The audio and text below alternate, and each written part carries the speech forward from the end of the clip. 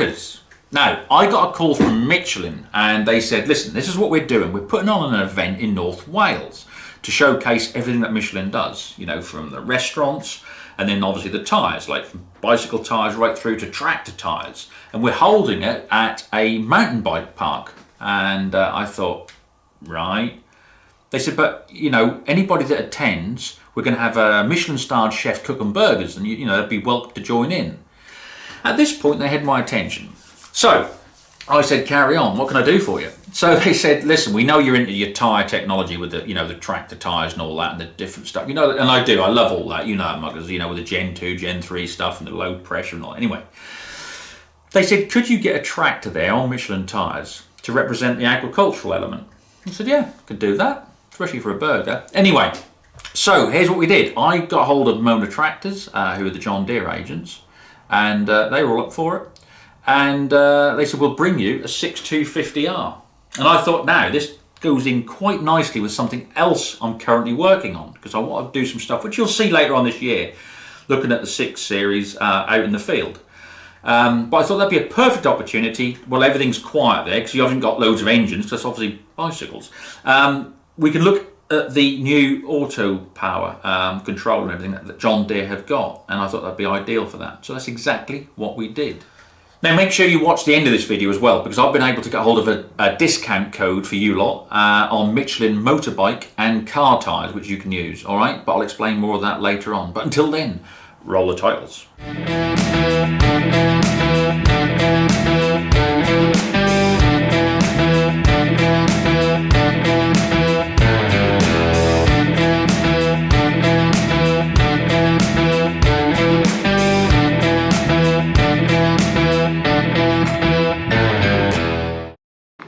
Right, Muckers, so I'm in North Wales today and I'm at an event which has one thing that links all the different modes of transport. Bikes,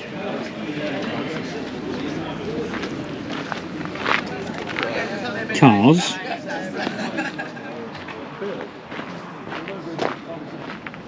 and of course tractors. And the one thing that links all of these things is Michelin.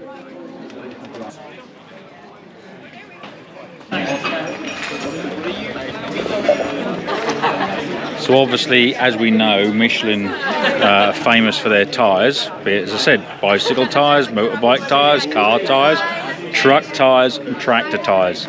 Oh, and of course construction. But have we all forgot one other thing? Food. Michelin guide, Michelin restaurants. So that's another thing that they're well known for, but people don't often relate the two. But that's what it's all about. Michelin is all about travel, isn't it? And, you know, having the tyres and the maps, you know, the old route maps used to get to take you to the restaurants in the Michelin guide. Right, so today I'm joined by John Jones from Mona Tractors. John's very kindly brought along this fantastic 6250R John Deere. And I think the best thing we can do, John, is we're going to have a look inside the cab, because that's what everyone wants to see. Right, we'll have a look inside. Right, so this, John, is the Ultimate Edition? Yeah, that's the top spec. Ultimate Edition means you're probably getting all the gear on it, GPS enabled, auto power transmission. Right. This one's fitted with the CommandPro controller. Yeah. So everything the all on the Ultimate, yeah. Everything the up and coming farmer would want. So, in this new cab, which is actually very, very nice, isn't it? Bit of light coming in from above, and everything else is, well, just like being back at home, isn't it? It's just everything where you'd expect it, which is nice. It's a very sort of familiar feel on a Deere, isn't it? Right, so we've got auto power in this one. This looks a bit different because the auto power I'm used to is with the little thumb wheel and the little lever. But it seems they've now mounted a lot of the controls, spools and forward speed all on here, which is nice. Yeah, we've so this is what it's termed as the CommandPro controller. So it's available on all the John Deere R series tractors. Yep. So the 6000 R series tractors. So if they're specified with auto power, you've got the option of the traditional controller that everybody's been used to, or we can now specify the CommandPro controller. So right. If you're coming from a different make and being used to this type of controller, it gives us the ability to offer something very similar to what our competitors have had in the past. So I mean, ultimately, as you say, you have now got a choice. That's the nice thing, isn't it? That if you want to go everything on there, really, I suppose this is more of a one operator, one user machine, isn't it? Where you know. Yeah, I think to get the best out of this controller system, you've probably got to sit down and study it. It isn't quite as intuitive as the old control system. No. After saying that, once you're used to it, you're used to it. It becomes natural. It becomes easy to control everything. But just look at there's nothing. That's the one thing I did notice is, as you say, that everything is where you know. You can set your spools and you can then, once you've done that on there, you can tailor this. If there was two drivers, then you can actually tailor it. One driver can have everything set up how he likes it, and then you can set it for the other driver. He can set it how he likes it, so he can literally jump in, can't he? And say, right, I'm in it now. Yeah. So you could have John's tractor or Kurt's tractor, and just exactly. You know, because I prefer using this, that, and that, and I prefer that spool being that one and that one and that one. But you prefer the other way round. Well, you just go onto your tractor, and it's exactly. And likewise, you can use it to set the functions up for specific machines. So if you've got a drill or a cultivator and you want it set up in a certain way, you can set it up that way, store it, and when you come back to do the operation next cycle or next season, press that. You press that, you get all the settings back as it was. Now this screen, again, nice size, nice and clear, and so you can set with all your spool valves, your auxiliary valves at the back, for your hydraulics. You can set, if you had like a harvester on it or you had a trailer on it, you can set the flow rates and everything on there. You can then also, I suppose, like with the old HMS2 headland management, which is now iTech, isn't it? Yep. So that's your iTech there. That's the iTech button. It should change the screen. I see. Okay, so we're not in the field. We've got nothing on it, so it's slightly different to be able to set it up. But you can set up different operations. You can set the in operation up. Yeah. The 1, you'd set the 2 would be your out operation. That's it. The 3 could be secondary operation, and the 4 would be the out on the secondary operation. And you can keep all these settings in. And you can run your auto track through this, so your self-steering runs through this. Your implement management would run through this, so through Isobus, you'd connect up your baler, and that would run through this screen. So you don't need a separate screen on this tractor for any other operations. Obviously, the cab is set up to take separate screens. So if you've got a sprayer or something else that needs management, you can set up a separate screen. Yep, through there, yeah. And run your tractor through this. So everything's touch adjustable through the touch screens.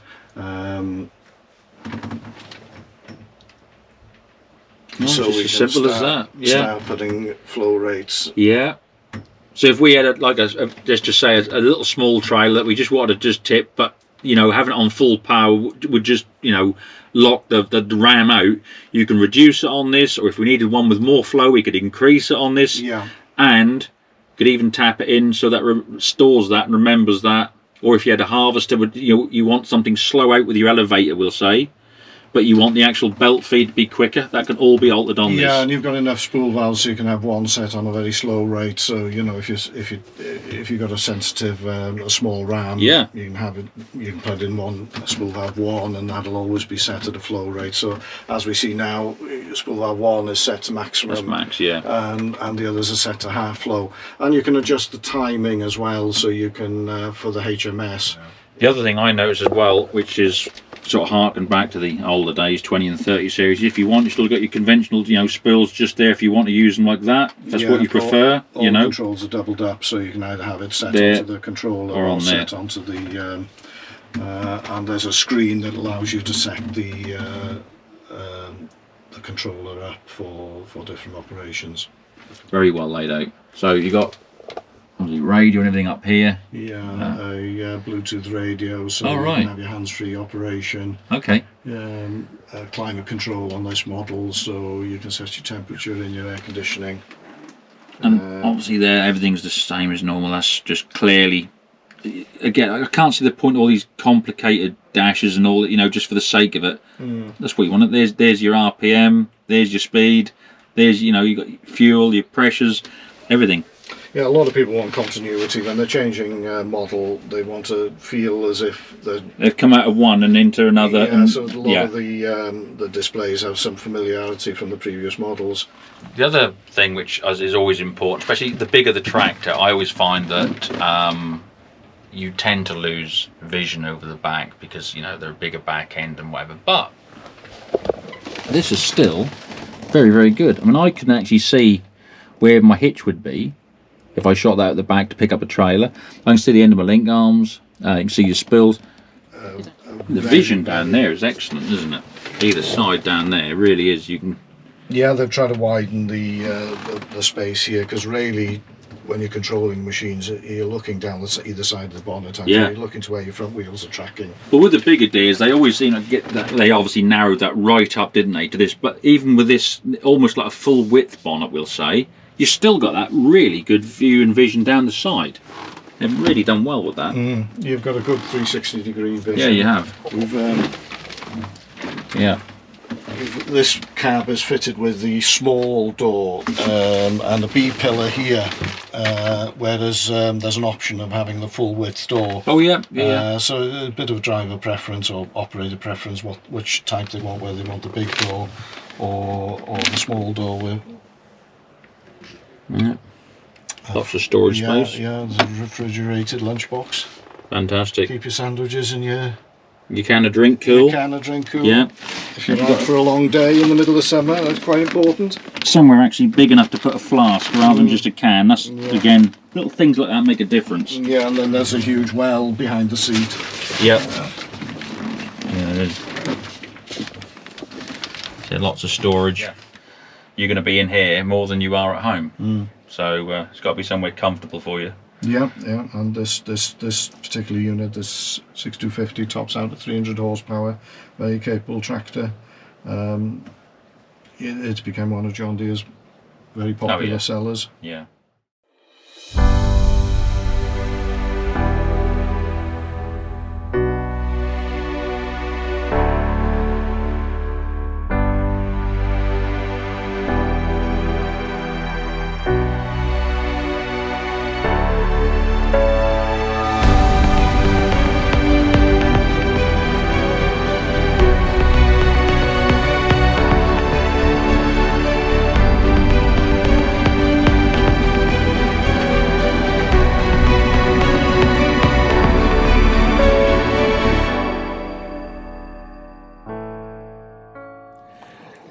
So one thing I find, actually, as I said, with all this technology, is having dealer backup. And when I was putting together this whole thing for this day with Michelin, I reached out to 2 or 3 other dealers as well to see if everybody wanted to be part of it.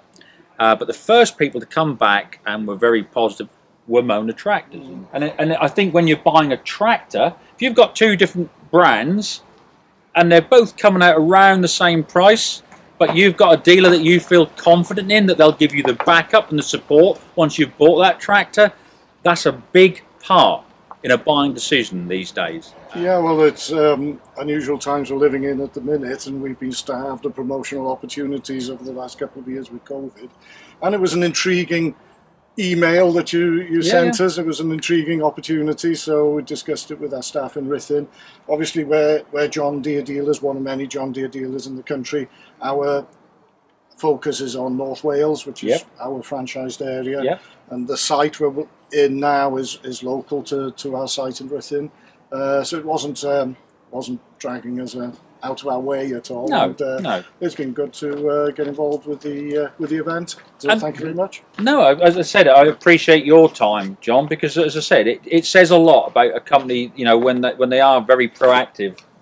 As I said, that's fine with a day like this, and for me, obviously, with you guys giving you a bit of entertainment. But moving on from that, on the bigger things, as I said, is if you're buying a piece of kit, knowing that your dealer is there at the end of the phone and they will take your call or they will respond to your email. It's not mass market. It's business to business. It's dealing with the same people, year in, year out, the same family.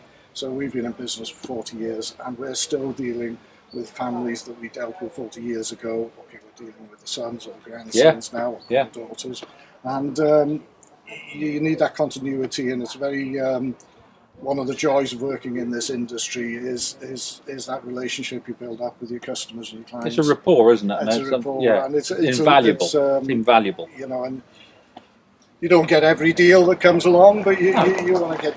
You know, you share, and you've got to give a good service, and hopefully our customers appreciate what we do. Yeah, I think they do. I think they do. But anyway, honestly, thank you for bringing this along today, because it's been nice to be at this event. It's surprising because this isn't, as I said, a agricultural event. It's, as I said, for Michelin, and they have, you know, we're at a bike park, as I said, you know, for mountain bikes and stuff. And because it's not the sort of thing that people with mountain bikes see every day, it's caused a lot of real interest, doesn't it? People want to look inside and, you know, take, and that's nice. It's again good PR for farming, isn't it? You know, and that's we do need that in this day and age. But yeah, thanks ever so much again, John. Appreciate that. Appreciate that. So there we go, Muckers. I had an absolutely fantastic time. Really enjoyed it. And if you're into mountain biking and stuff like that, seriously, you've got to go to that place. Absolutely wonderful. They've got brilliant facilities there. And it's OnePlanet Adventure. And I'll put the link to their website in the old description box below this. Right, Muckers, like I said earlier, I've worked out a deal with Michelin and blackcircles.com, so you lot can save up to 10% on Michelin motorbike and car tyres for this month, September 2021. So if you're watching this in 3 or 4 years' time, you're too late. But as I said, if you're watching it now, September 2021, you can save up to 10% on Michelin motorbike and car tyres. Can't do tractor tyres, sorry. On blackcircles.com. So when you come to do the checkout, there'll be a place you can put a code in, and the code is Lord Save, so you save money. So Lord Save actually sounds quite biblical. And as I said, you can save up to 10%. All right? Now, Muckers, the other thing is, I couldn't believe it. I looked the other day, I've got over 48,000 subscribers to this channel now. When I started, I couldn't even imagine having 1,000, you know. And I know there's other channels out there that have got a lot more subscribers and this, that and the other, but I tell you one thing they haven't got a core following like you lot, honestly. And they know that. Everyone says about how great you lot are. And you only got to look in their comment section, look in my comment section. You lot are at another level. And really, seriously, you know how proud I am of you lot for that. And that's why I've stuck at it. That's why I've kept going, because I never thought I'd get that far. Never thought I'd get that far. But look, with 50,000 approaching, Muckers, 50,000 subs, what do we do when we reach that number? Be it, you know, in the next few months or the next year or whatever, what do we do when we hit 50,000 subs? And that's this week's question time. And it's going to be totally down to you, because I ain't got a clue. What are we going to do? Are we going to do a giveaway of some, I don't know, some sockets or some sockets there, or maybe a old stationary engine, or organise a day out somewhere for some? I don't know, seriously. And that's over to you lot. That's what you've got to put down, what you think we should do to celebrate when we hit that big 50,000 mark. Put your answers in the old squid pit below, in the old comment section. I'm really looking forward to reading these. So yeah, what do we do when we hit 50,000 subs? Over to you. Now, speaking of that, whatever we do decide to do when we do get to 50,000, to be part of it, you're going to have to be subscribed to the channel. So if you're not, press that old subscription button now. As I said, it doesn't cost anything. Don't forget to press the notification bell so you get told when I put a video up. Well, that's how it works in theory. We know the reality of it is YouTube sometimes decide they can't be bothered. But anyway, we'll give it a go and we'll all try and play their game. But there we are, muckers. Yeah, so if you're not already subscribed, yeah, press that old button now. What? Oh, you're the star now, are you? Yes, we knew that anyway. Right then, muckers, it looks like it's that time again. So, until the next one, do well.